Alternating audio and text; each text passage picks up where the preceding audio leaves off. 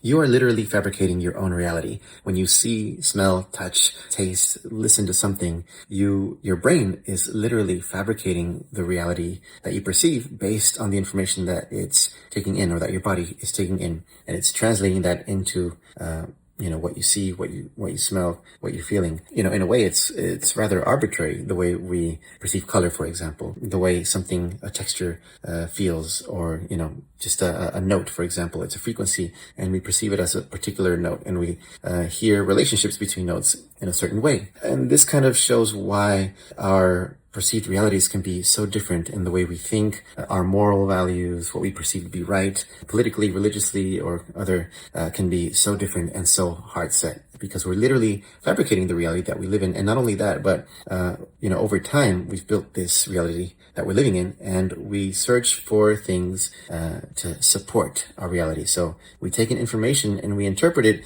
often in ways that support what we predict. So our mind is predicting continuously. It's guessing, playing a guessing game.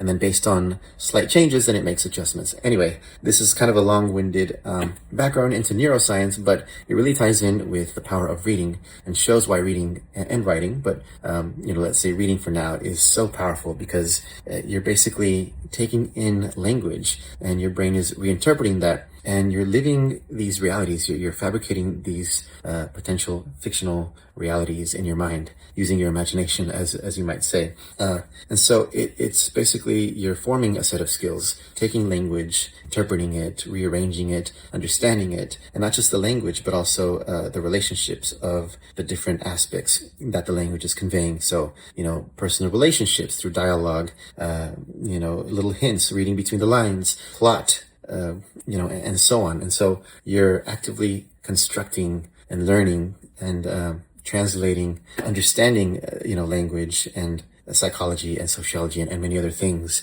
So it really is building up your skill set. Over time, I think you build up that habit of reading, and it gets more and more immersive, because you are you're building your skill set of taking language and building, fabricating reality. So I think even if you listen to audiobooks, if you watch films or anything, I recommend reading. It's still a different skill set than those others, and something that you're really missing out on if you're not reading books, literature, and continuously practicing that. Anyway, that's it for now.